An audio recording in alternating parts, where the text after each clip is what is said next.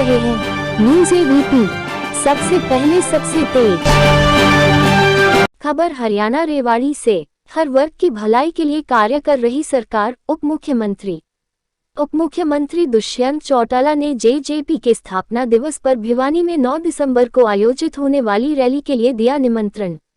अब खबर विस्तार से। उप मुख्यमंत्री दुष्यंत चौटाला ने कहा कि प्रदेश सरकार हर वर्ग की भलाई के लिए कार्य कर रही है। सरकार की सोच है कि प्रत्येक व्यक्ति को सरकार की जनकल्याणकारी योजनाओं का लाभ मिले। किसानों की खरीफ सीजन की फसलों का भुगतान 48 घंटे में करते हुए 1200 करोड़ रुपए किसानों के खाते में पहुंचाने का काम सरकार ने किया है।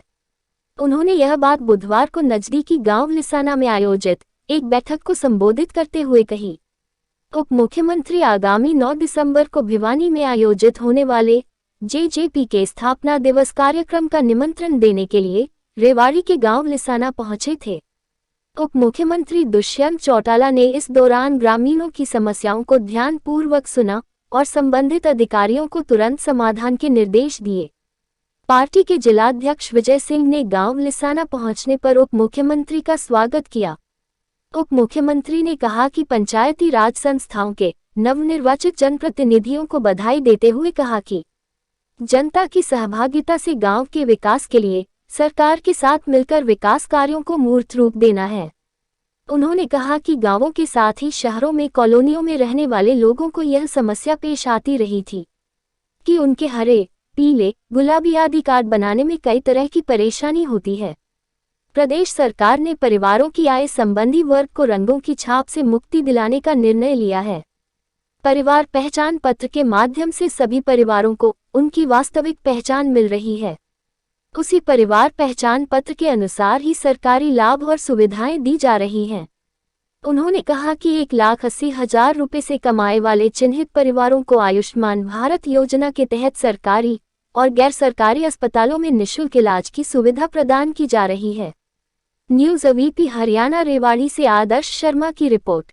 9 तारीख को जननायक जनता पार्टी का 5वां स्थापना दिवस भिवानी में मनाया जा रहा है। आज उस उपलक्ष्य में सभी साथियों को निमंत्रण देने यहाँ पर आए थे और मुझे पूर्ण विश्वास है कि भिवानी की पावन धरा पर एक नया रिकॉर्ड सभी कार्यकर्ता मिलकर 5वीं स्थापना दिवस के उपलक्ष्य में बनाने का काम करेंगे और पार्टी संगठन की ताकत को प्रदेश के साथ साथ देश में भी दिखाएंगे।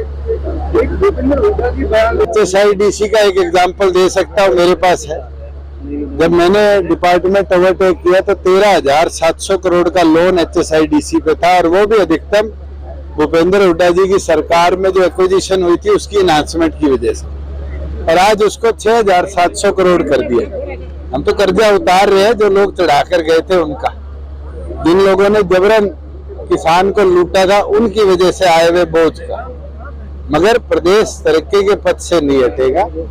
प्रदेश को हम मेहनत लगन के साथ जितनी नई सौगातें दे रहे हैं। अब कल खुद राष्ट्रपति जी ने नया मेडिकल कॉलेज का उद्घाटन किया और जल्द जैसे ही लैंड ट्रांसफर हो जाएगी रेवाड़ी का मेडिकल कॉलेज जो बनना है एम्स, उसका भी नींव पत्थर रख दिया जाएगा। तो मैं मानता हूँ कि ये चीजें तो आती जाती रहेंगी और ऐसा कोई प्रदेश नहीं है देश के अंदर जो कर्जे में ना हो, मगर क्या उसकी रिसीट्स उसके एक्सपेंडिचर से ज्यादा है कम है, वो डिपेंड करता है कि उस पर बोझ कितना। आज पंजाब के अंदर जो हालात है वो हरियाणा के हालात नहीं।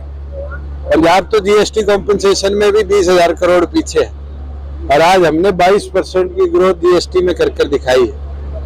तो ऑटोमेटिकली हरियाणा बहुत अच्छा कर रहा है और अच्छा करके आपसे आज बैठक हुई है, देखते हैं उसका निर्णय क्या आएगा। 3 ऑब्जेक्शंस जो मेरी संज्ञान में उनमें लाने का काम किया था। एक था कि MD के लिए जब वो करने जाए तो यही बॉन्ड ट्रांसफर हो जाए, एक जॉब गारंटी की बात थी और तीसरा उनकी बात थी कि इसके ऊपर एक तो 7 साल के पीरियड को कम किया जाए और इंटरेस्ट जो है उसकी सबवेंशन की जाए। मेरी चर्चा हुई CM से, उस पर हम दोनों पॉजिटिव थे। आज और कोई मांग नहीं रखी गई तो मुझे लगता है सहमति होकर निपटारा हो। ये पंचायतों के खेल विभाग का नहीं है और अब तो आदेश दे दिए गए हैं कि मनरेगा के तहत जो सरपंच अब चुन के आए हैं वो उनका रखरखाव भी कर सकते हैं। मनरेगा में भी गवर्नमेंट ऑफ इंडिया ने ये क्लॉज ऐड कर दिया है कि स्पोर्ट्स इंफ्रास्ट्रक्चर की मेंटेनेंस भी मनरेगा के तहत हो सके। आफ्ताब की गाड़ी पर जिस तरह से हमला किया गया, क्या ठीक मानते हैं? किसकी? आफ्ताब की गाड़ी। कौन है आफ्ताब? पंजाब और हरियाणा आमने सामने विधानसभा अलग बनवाने के लिए। देखिए, हरियाणा की मांग थी, हमें हमारी विधानसभा में 26 कमरे कम मिले हुए थे और केंद्र सरकार ने पिछली जो नॉर्थ काउंसिल की बैठक थी उसमें ये माना था कि हमें मिलकर जमीन यूटी के साथ तय करनी है, वो हमने तय कर ली। अब वो जमीन ट्रांसफर के लिए हरियाणा ने पत्र लिख दिया और जल्द उसका निर्माण भी हम शुरू करेंगे। राहुल गांधी की भारत जोड़ो यात्रा आज हरियाणा में एंट्री करी है, कैसे देखते हैं? आज कर रही है, मेरे को तो आपने बताया।